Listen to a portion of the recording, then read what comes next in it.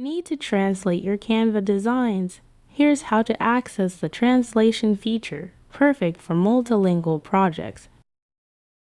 Open your Canva project where you want to translate text.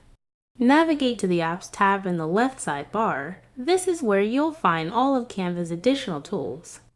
Scroll down until you see the Translate option and click to open the translation panel. You'll then select your target language from the drop-down menu. Canva supports multiple language options.